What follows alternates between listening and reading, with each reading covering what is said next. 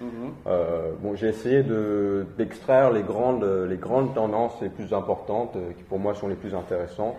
D'accord. Alors, on va commencer tout de suite par une qui domine le monde de l'art. Le fétichisme animalier, qui correspond à une sorte de fantaisisme zoologique, qui traduit donc la revendication primaire de notre civilisation, de notre époque, l'aspiration à une forme de bestialité et en même temps à la domestication de l'animal et de la nature. L'animal en tant qu'il peuple notre imaginaire, qui nous inspire sympathie, nous inspire peur, tendresse, l'animal reflet de nous-mêmes. Notre rapport à la nature s'exprime ici dans toute sa tension et sa complexité. Donc on a de nombreux artistes qui explorent ce sujet. Il y a par exemple Richard Orlinski. Oui, connu pour ses fameux crocodiles. Je vous invite d'ailleurs à noter les références que donne Jonathan. C'est un connaisseur très pointu. Et voilà. On a aussi George W. Bush. Qui s'est recyclé, l'ancien président, qui aujourd'hui peint des chiens. On a aussi également Xavier Veillant.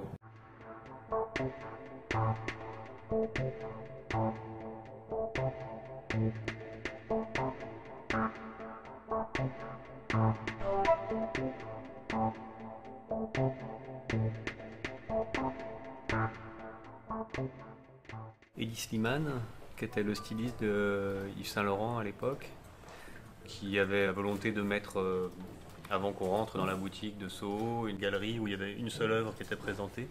Il m'avait demandé de réfléchir à une œuvre et j'avais envie de faire quelque chose d'assez simple, qui représente une forme de dynamisme, avec une certaine solidité, une certaine tonicité.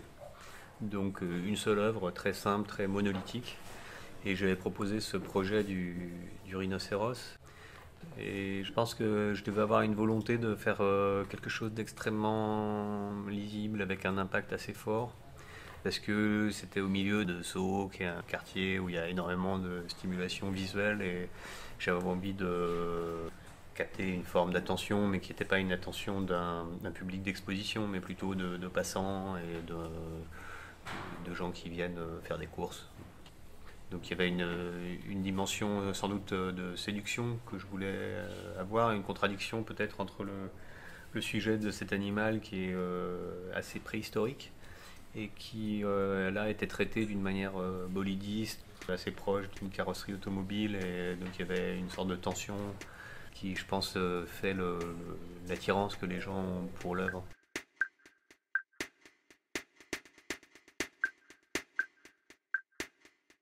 Pour Richard Orlinski, ce sont ces sculptures d'animaux, modélisées à l'extrême, aux couleurs vives et aux proportions parfaites. Il les a déclinées à l'infini et partout ou presque sur le globe. En chocolat, à Dubaï, au Canada, plaqué or et diamant. C'est d'ailleurs son œuvre la plus chère, 680 000 €. Et même aussi sur les plateaux de télévision.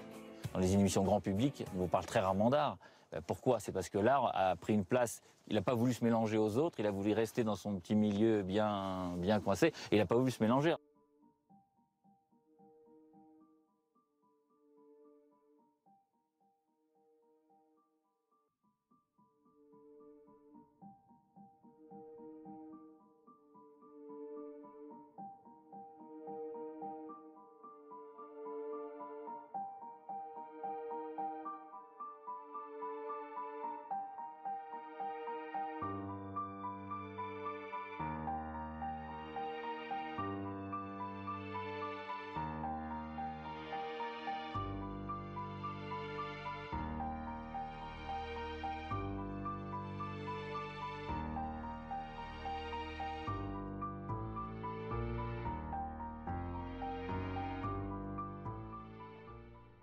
La symbolique du rhinocéros qui m'a attiré au départ, c'était bien sûr cette image de puissance, mais également le côté étrange formellement de l'animal, qui est comme une survivance préhistorique dans le monde contemporain.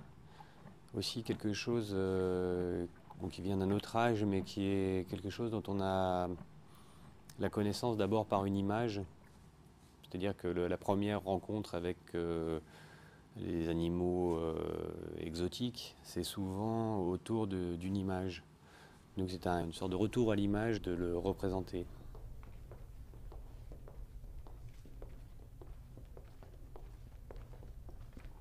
Oui, je pense que j'ai su en fait capter ou capturer quelque chose qui est au fond de chaque être humain, qui est quelque chose le crocodile, c'est un peu le cerveau reptilien, c'est un peu le rapport avec l'homme, c'est un animal qui est quand même emblématique, il a survécu aux dinosaures, il a 65 millions d'années d'origine. Après, moi, je vais donner mon style, parce qu'en fait, quand on le regarde, c'est 33, 33, 33, la queue égale à la gueule, au corps, etc. Donc, en vrai, c'est pas un vrai crocodile.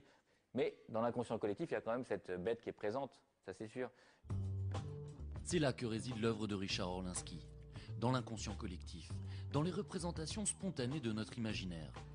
Des sculptures comme des pieds de nez à la société de consommation, à ses perceptions et à ses icônes.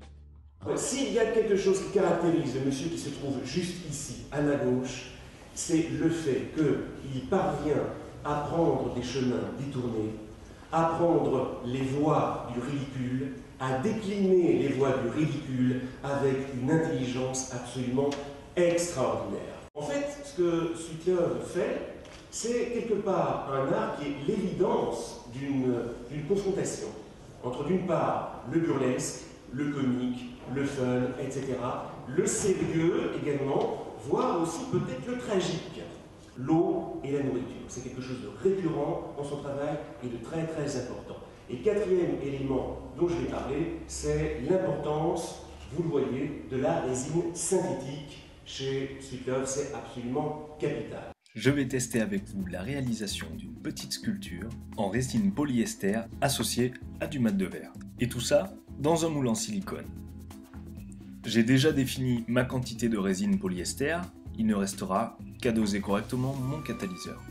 Alors maintenant, on va aller au centre du plateau pour une surprise. Ah, on y va. On y va.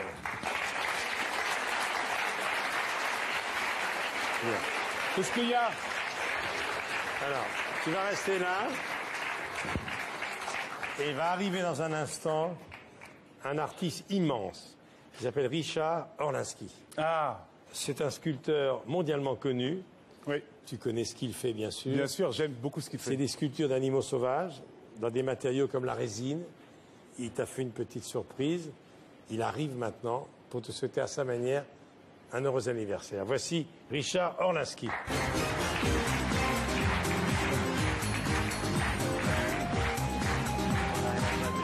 Salut, mec. Bonjour, cher Richard. Merci d'être là. Ah bah faut que j'amène mon Je l'ai petit truc. deviné. Non, comment t'as fait? J'ai deviné parce que je le connais, celui-là. Non? Si. Non, pas du tout. Je reconnais ça, je reconnais ça. C'est quoi? C'est pas le loup. Ah, je sais pas, regarde. Voilà pour ton anniversaire. Tiens, on va regarder si c'est le loup. Regarde. Voilà. Ah, c'est le loup. Oh, la merveille. La merveille. Quelle merveille. Merci Voilà. beaucoup. Avec plaisir. Merci Avec beaucoup. plaisir. Voilà. Avec plaisir. Mettez-vous à côté. Allez-y, monsieur. Ouais. Ben voilà. Alors, vous êtes Merci, mondialement connu. Vous êtes un artiste rare qui ressemble à personne. C'est fou. Racontez-moi en deux mots. C'est quel matériau Ça, c'est un mélange, c'est un composite entre de la résine et de l'époxy, mais je travaille aussi de l'aluminium ou de l'inox, des choses comme tout un tas de matériaux divers et variés. Ça, c'est un loup couleur noire. Oui. Mais vous avez des couleurs vives aussi. Ah oui, je travaille. Regardez. Ouh, ça, c'est très vieux, ça. Regardez ça. Ça, c'est très C'est ancien. extraordinaire, C'est au Festival de Cannes. Ça, c'est à Courchevel. Ouais. Ça, c'était en fait un King Kong que j'ai fait par rapport aux attentats. Il est gigantesque, ce King Kong. Et tous les citoyens ont signé et ça va être vendu aux enchères au profit des victimes des attentats. Ben, je vous remercie. Vous m'en applaudissez, Richard. Merci Orlinski. beaucoup, Richard. Avec plaisir. Merci beaucoup. Voilà. Vous restez avec nous, vous restez là.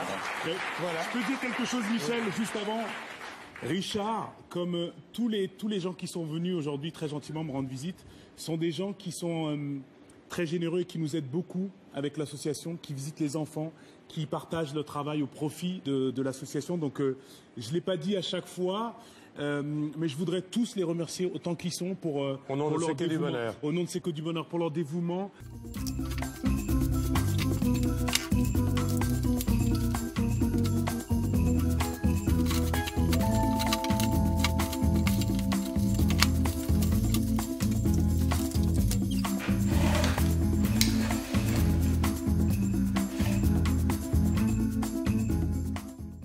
Voilà, j'espère avoir fait quelques heureux parmi vous. N'hésitez pas à me le signaler en mettant un pouce bleu.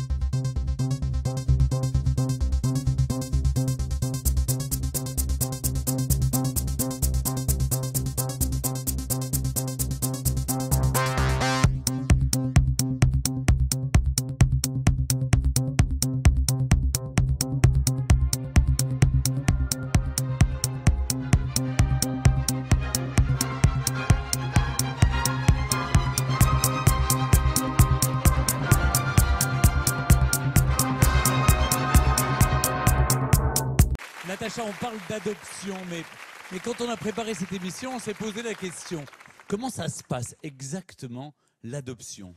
Le mieux pour vous répondre, Stéphane, et pour vous faire découvrir à vous aussi comment se passe l'adoption en refuge, eh bien, c'est d'y envoyer une ambassadrice candide sur ces sujets. Élodie a gentiment accepté de se prêter immense plaisir à ce jeu.